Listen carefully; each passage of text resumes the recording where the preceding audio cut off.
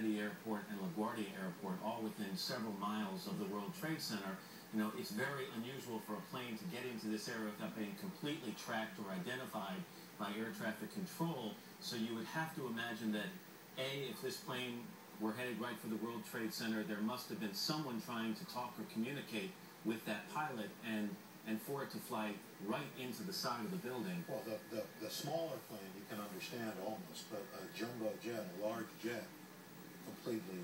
Let's re-rack that video if we could down in the control room where we actually saw the jet flying into the building. And I was mistaken.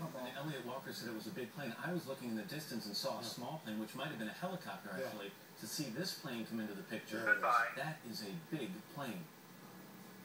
And I mean, it's hard to imagine.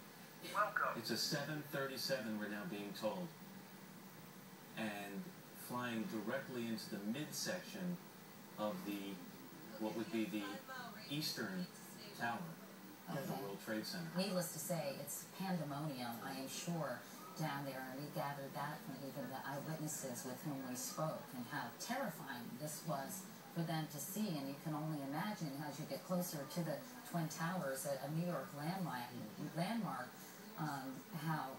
what the scene must be like there. You know, you talked about the buildings looking like they're buckled. They're designed to have a 2-degree sway in either direction because of the height of the building and to be able to deal with wind and stress.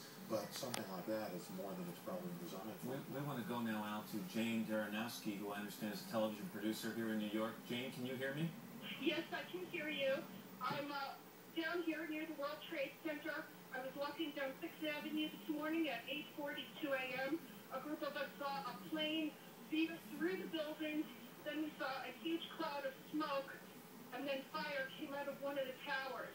Here, it's near the upper floor, as you can probably see with your chopper shot. And then about 10 minutes ago, a second explosion in the second tower. Lower down, that was not affected by the plane, so I'm not quite sure what happened there.